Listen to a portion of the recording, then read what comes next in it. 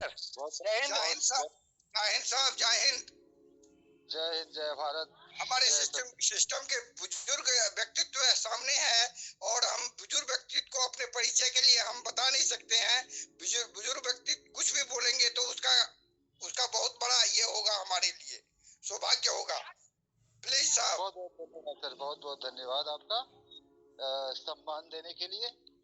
वैसे हम लोग कार्यकर्ता है और काम कर रहे हैं, जब से जुड़े हैं। अभी हमने डिप्टी कमांडर अपना बना लिया है और एक थाना कमांडर बना दिया है। बिल्कुल। और बहुत जल्द हम अपनी कार्यकारिणी को पूर्ण करने जा रहे हैं। बहुत सुंदर साहब, आपका देखा देखी पूरे इंडिया अभी लहर मारेगा और आपके किए क्रियाकलाप के हिसाब को देखते हुए पूरे इंडिया, हर एक राज्य का कहने का मतलब ये होगा, उदय होगा। जी सर, जी सर। आगे और ईसा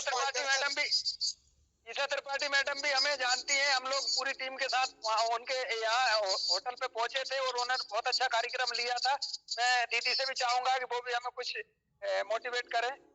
बहुत सुंदर, बहुत सुंदर। ईसा का व्यक्तित्व लाजवाब व्यक्तित्व है। ठीक है सर। जी सर। अगर वो टीम में आएगी तो पक्का अभी उनको हम स्टेज पे लाएंगे। आ चुकी है सर, आ चुकी है वो आ चुकी है। तो उसने ये रिक्वेस्ट डाले, ईसा जी प्लीज, नहीं तो आपका इंतजार कर रही है।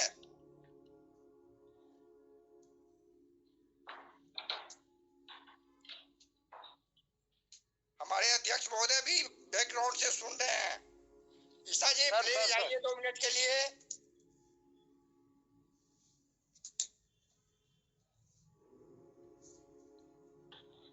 चलिए तब तक जसवंत साहब आप भी कुछ बोलिए। सर बिल्कुल, हमें तो बोलने का मौका दिया ही जाता है सर, और हम तो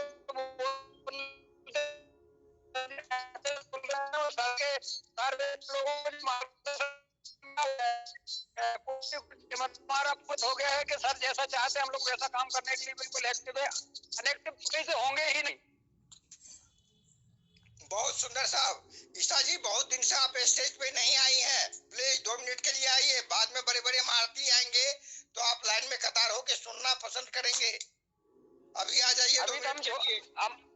आपके भाई आपको रिक्वेस्ट कर रहे हैं। आपसे दिल्ली में मुलाकात हुई, उसके बाद से आगरा में हुई, उसके बाद ईसा जी से रूबरू नहीं हुए। तो मैं चाहूंगा दीदी से कि प्लीज आप आइए और हम लोगों को मोटिवेट कीजिए, हमें कुछ रास्ता बताइए जी। ईसा मैम प्लीज।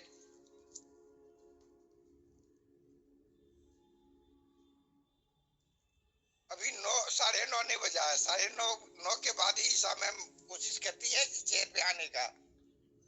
क्या होता है, ये बड़े बड़े महारथी हैं साहब, इन लोगों को बहुत निवेदन करना होता है। बड़े बड़े महारथियों को वो हमें मार्गदर्शन नहीं करना चाहते, ऐसा भी लगता है। नहीं, ईसा मैम में वो बात नहीं है। ईसा मैम बोलती है, खुल के बोलती है जो बोलती है। बिल्कुल सर, बिल्कुल बिल्कुल। ये नहीं है, वजह नहीं है। बहुत अच्छा व्यक्तित्व है ईसा का। बिल्कुल सर, बिल्कुल। अब हम तो मिले हैं उनसे, 2 बार मिल के आ चुके हैं, 2 बार मिल चुके हैं 1 to 1, और काफी अच्छा नेचर है उनका। आगरा में भी हम जेल में गए थे तो वो हमारे साथ में थी। हमने वहाँ पे डीआईजी साहब को सम्मानित किया था, तो वो फोटो भी मैंने ग्रुप में डाली हुई है। अच्छा। हाँ। ये सर मैं देख रहा हूँ अपना बिहार भूतपूर्व सैनिक, ये जो देख रहा हूँ लिखा हुआ। बिल्कुल बिल्कुल साहब। सीने पर तो अपना बिहार तो कभी पीछे रहा ही नहीं है, क्योंकि मैं भी एक बिहार का जिला सीवान से बिलोंग करता हूँ, रहता मुजफ्फरनगर उत्तर प्रदेश में हूँ। बिल्कुल बिल्कुल।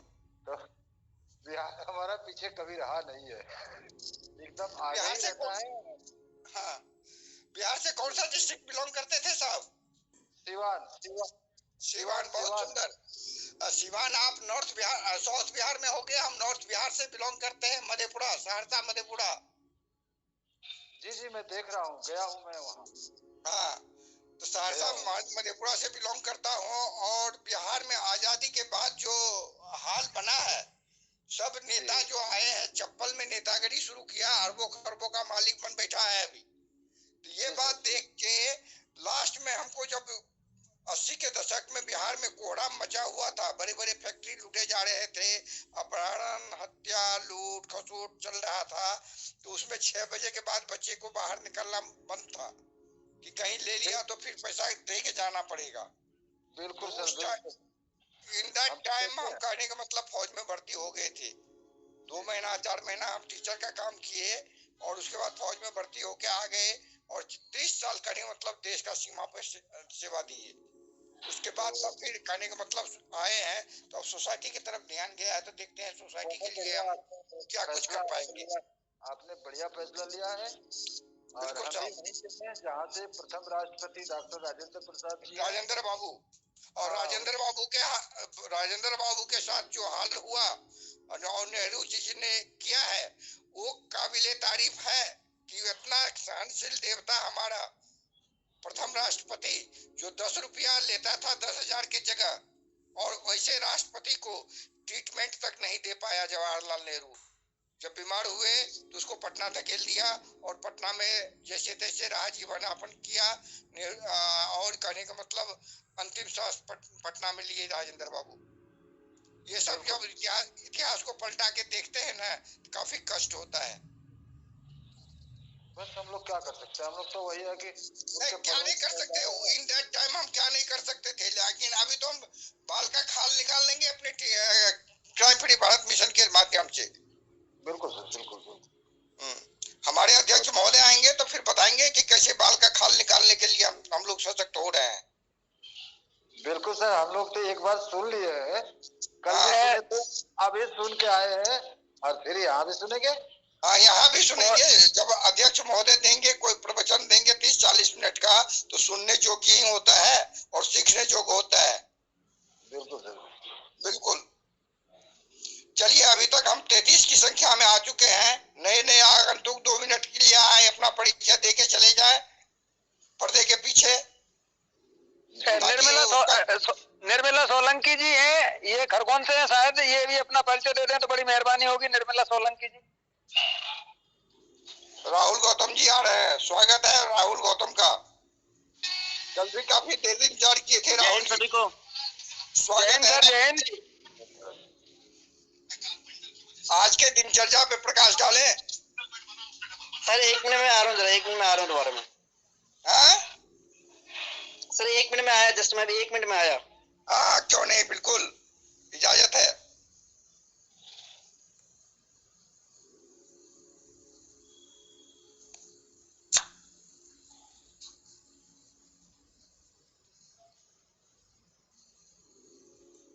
रामवीर सर आ जाए प्लीज।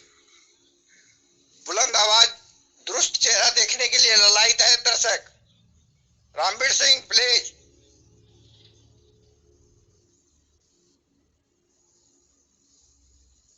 सुभाष बाबू का तेवर रामवीर सिंह पधार रहे हैं। साथियों को जय हिंद, नमस्कार, वंदन, अभिनंदन। अभिनंदन रामवीर जी।